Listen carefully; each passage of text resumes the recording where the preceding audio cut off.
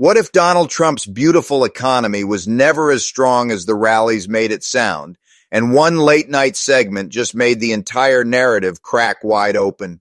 Jimmy Kimmel and Desi Lydic didn't need to shout. They simply held up the mirror. And Donald Trump didn't like what he saw. Donald Trump had a rough week. His beautiful economy crashed because some dum-dum came and tariffed every country on the planet. Donald Trump tried to save it yesterday, but the markets are still crashing today because, again, some absolute keeps ramping up a trade war against China. But in moments like this, there's one thing you need to understand. This isn't just about numbers on a screen. This isn't just about red arrows and falling charts. This is about a story that Donald Trump and his team tried very, very hard to control. And today, it's slipping out of their hands. Stay with me, because what's actually happening behind closed doors right now is something most people haven't fully connected yet. And by the end of this, you're going to see the full picture, and it's going to leave you with some serious questions. It begins with one headline, a sudden shift in numbers, and an urgent scramble behind the scenes to control the story before the first visible cracks become impossible to ignore. Think about that for a second. Before the public even opens their morning news app, there are people in suits, in offices, on phones, desperately trying to get ahead of what's coming. Because when a carefully constructed narrative from Donald Trump starts to unravel, every single second matters. And the narrative that was unraveling, this one had been building for months, not weeks, months. Donald Trump presented an image of an unstoppable economic surge, a carefully structured system where aggressive tariffs were positioned as the solution to manufacturing decline, a shield for domestic industries, a weapon of pressure against global competitors. We're winning, the message from Donald Trump said. We're bringing jobs back. We're making America strong again. And it worked. At the rallies, it absolutely worked. Crowds cheered. People believed. The message was clean, clear, and powerful. But here's the thing about a story that's too clean. Reality is never that tidy, because while the speeches from Donald Trump were happening, the real world kept moving. Supply chains that were supposed to come back home didn't. Consumer prices that were supposed to drop climbed. And trading partners that were supposed to buckle under the pressure, they didn't buckle. They pushed back. And then real world conditions began to clash violently with that narrative from Donald Trump, not slowly, not quietly, violently. And when that clash became visible publicly, undeniably visible, the entire fallback argument started to break down. Now, here's where it gets really interesting, because this is the moment when you'd normally expect the administration to course correct, adjust the strategy, acknowledge the complexity, pivot. But that's not what happened with Donald Trump. Instead, and this is the part that tells you everything, instead they doubled down. The tariffs escalated. The rhetoric from Donald Trump intensified. And the gap between what was being said on stage by Donald Trump and what was actually happening in the financial markets, it got wider every single day. Wider. Enter Desi Lydic. Now, if you've been watching late night television lately, and based on the ratings, a lot of people have been, that something has shifted. These shows aren't just jokes anymore. They're not just punching lines for a quick laugh. They've become something closer to a public debriefing, a space where everything the official press briefing smooths over gets put under a spotlight. And Desi Lydic stepped into that spotlight with something sharper than most people expected. Not just humor, focus, precise, uncomfortable, surgical focus, turning attention directly toward the economic consequences that the administration of Donald Trump desperately did not want center stage. Let me paint you a picture of what was happening simultaneously. On one screen, official statements from the administration of Donald Trump projecting confidence, stability, growth. On another screen, financial markets reacting in real time to escalating trade tensions.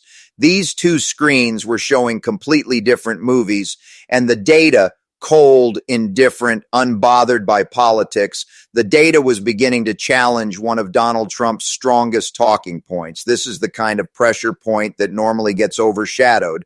Bold announcement here, dramatic news cycle there, a tweet at 2 a.m., a rally on Friday. The machine keeps spinning, and the uncomfortable story gets buried under the noise. But this time the noise wasn't enough, Because when market confidence declines at the scale we're talking about, when global trading systems begin reacting to escalating tariff pressure, not with compliance, but with retaliatory escalation, you can't tweet your way out of it. You can't rally your way out of it. The numbers are the numbers.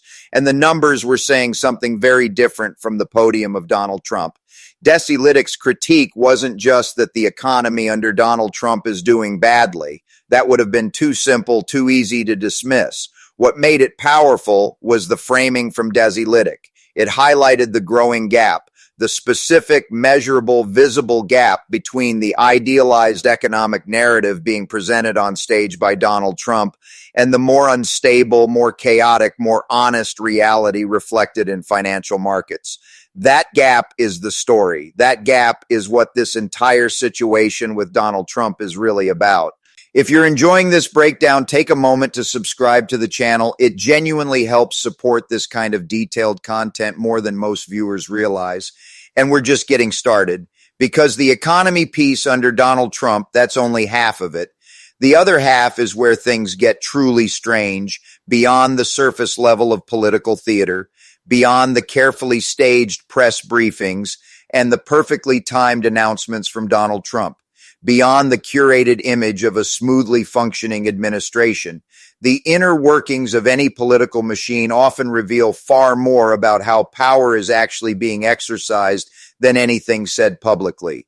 And right now, those inner workings in Donald Trump's administration are showing some cracks. Late night television has always leaned into the absurdities of politics. That's not new. Johnny Carson did it. David Letterman did it. Jon Stewart practically built an entire era of political consciousness on it. But something is different now. These segments aren't just entertainment anymore. They're functioning as informal reality checks on public leadership like Donald Trump's. Increasingly, unavoidably, and the audience knows it. Desi Lydic, and here's where the focus sharpens considerably, focuses on the increasingly unpredictable nature of cabinet appearances and public statements from Donald Trump's team. The boundary between strategic communication and unplanned chaos in this administration of Donald Trump, that boundary has become blurred. Not occasionally, regularly. Think about what it actually means to work in a high-profile role under this kind of pressure from Donald Trump. You need loyalty. Obviously, you need media awareness constantly. You need image management every single day. And here's the part nobody tells you. You need to survive the viral moment. Because in this media environment, one clip, one photo, one unguarded comment in the wrong setting at the wrong moment with the wrong expression on your face, and suddenly you're not a cabinet member anymore. You're a meme. You're a headline. You're a reason Donald Trump is on his phone at midnight. Desi Lydic points to a recurring pattern within the administration of Donald Trump, an intense, almost obsessive focus on optics. How things look, how things photograph, how things play on television. And occasionally, inevitably, that focus spills over into unpredictable and awkward public moments. Moments that were supposed to project strength and project confidence from Donald Trump. But that, under the unforgiving lens of a camera and a late-night comedy team like Desi Lydic, come across as something else entirely. And then there was Kristi Noem, Homeland Security Secretary Kristi Noem. Working in Donald Trump's cabinet isn't just photo ops at the White House. They also do photo ops out in the field. Although with Kristi Noem, this was less like a photo op and more like a photo woe. Let's just say the reaction to some of these appearances wasn't exactly what the communications team for Donald Trump had in mind when national security officials and senior staff begin generating headlines for unusual behavior rather than governance outcomes. When the story isn't about policy, but about the moment itself, the appearance of stability in Donald Trump's administration becomes harder to maintain. Much harder. And here's the question that floats beneath all of this. The question that nobody in an official capacity wants to answer. Is the administration of Donald Trump primarily focused on governing effectively, or is it primarily focused on shaping the next media cycle? Because those are not the same thing. They look the same sometimes from a distance, but up close, they lead to completely different places. Rather than targeting isolated incidents, what the late night commentary from Desi Lydic keeps circling back to is what it frames as a broader structural issue. Not just this cabinet secretary, not just this photo op, not just this tariff announcement from Donald Trump, a system where presentation sometimes outweighs substance, where the priority isn't what is the best policy decision here, but rather how do we control the story for the next 48 hours? And when that's your operating mode under Donald Trump, when you're always in react mode, always in damage control mode, always chasing the next news cycle, you never actually get ahead of anything. You just keep running, and eventually you run into a wall. And that brings us to the part of the story that escalated far beyond anything I expected, because this is where the tone changes completely. Donald Trump has never been known for responding to criticism with restraint. That's not a partisan observation. That's just a documented pattern across decades of public life. If you criticize Donald Trump, he responds loudly, publicly, and increasingly in ways that carry real institutional weight. But as public mockery from shows like Jimmy Kimmel and Desi Lydic became more frequent, not just on one show, but across multiple major broadcast platforms, reaching millions of viewers, getting clipped and reshared and discussed, something shifted in the response from Donald Trump. The frustration intensified. Jimmy Kimmel addressed this growing tension directly, highlighting how the frustration within the political sphere appears to be deepening as late night commentary reaches a wider mainstream audience. Because here's the thing about late night in 2025, it doesn't stay late night anymore. The clip gets shared at 8 o'clock a.m. Your aunt sees it on Facebook. Your coworker watches it on their lunch break. It becomes the topic at dinner tables across America. And when your political identity, like Donald Trump's, depends on projecting dominance and control of the narrative, when that image is core to your brand, your coalition, your entire political strategy, and suddenly millions of people are laughing at you, that is not a small thing. That is an existential political threat. What once might have been dismissed as routine comedy from Jimmy Kimmel or Desi Lydic, it begins to feel like something else. It begins to feel like a serious conflict over influence, over speech, over media power, and the response from Donald Trump shifted accordingly. Donald Trump is no longer simply criticizing press coverage, no longer simply tweeting disagreement, no longer simply calling journalists fake news from behind a podium. Donald Trump's responses, as the pattern became clear, extended into something more pointed, more structural, more dangerous, questioning the legitimacy of the platforms that critique him, including calls for regulatory scrutiny. And here's the part that stopped people cold, threats against broadcast licensing structures. Donald Trump threatened to terminate them. He said if network newscasts and their late night shows are almost 100% negative to President Donald J. Trump, MAGA, and the Republican Party, shouldn't their very valuable broadcast licenses be terminated? I say yes. Read that again. I say yes.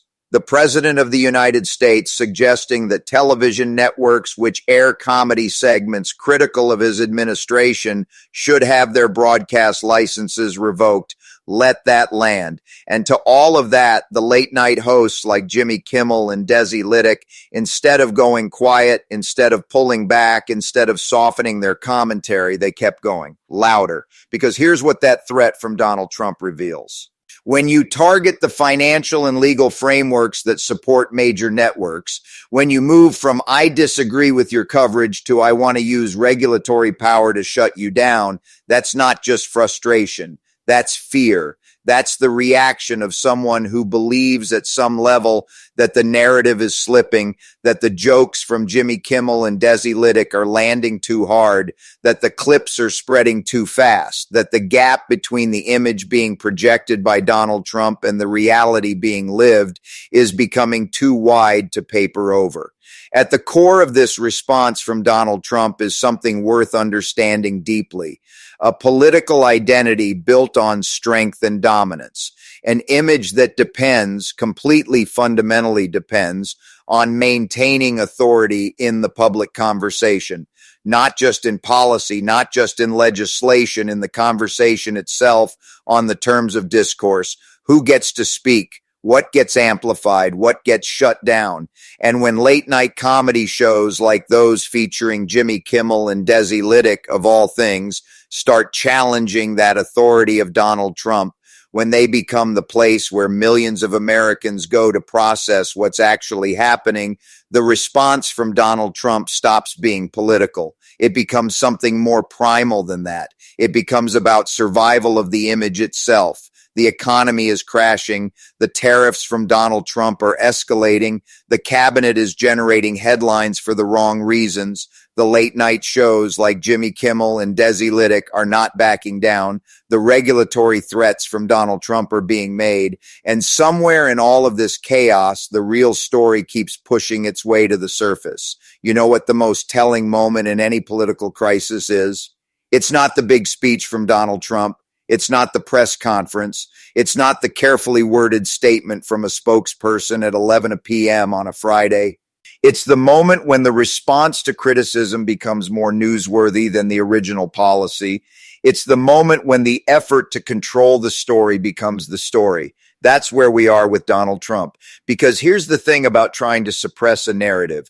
Every time you push harder, every time you threaten, escalate, demand silence, you don't quiet the story, you amplify it. Every threat against a broadcast license from Donald Trump becomes tomorrow's late night monologue from Jimmy Kimmel or Desi Lydic. Every angry social media post from Donald Trump becomes a clip that gets shared 5 million times. Every rally speech from Donald Trump defending the tariffs becomes the perfect setup for the next segment that shows exactly what those tariffs are doing to real people's real lives. The machine feeds on the reaction from Donald Trump, and the reaction keeps coming. So where does this end? That's the question nobody can fully answer right now, because we're in it, right in the middle of it with Donald Trump. The markets haven't stabilized. The trade war hasn't de-escalated. The late night shows haven't quieted. And the administration of Donald Trump hasn't found a new story powerful enough to change the subject. What we're watching in real time on our phones, on our TVs, in our news feeds is a collision between a political brand built on invincibility by Donald Trump and a set of real-world conditions that don't respect brands. Markets don't care about rally speeches from Donald Trump. Consumer prices don't respond to tweets from Donald Trump. Global trading partners don't fold because of press conferences from Donald Trump. And late-night hosts like Jimmy Kimmel and Desi Lydic don't go quiet because of license threats from Donald Trump. The collision is happening. The question is what comes out on the other side.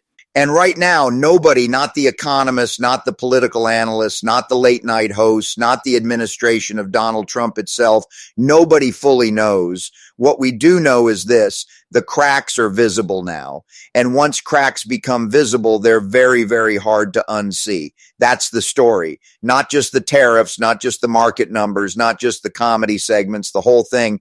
The image from Donald Trump, the reality, the gap between them, and the increasingly desperate effort to close that gap before the gap closes everything else.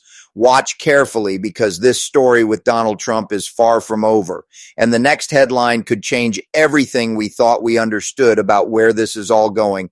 Stay subscribed. This one's going to keep developing.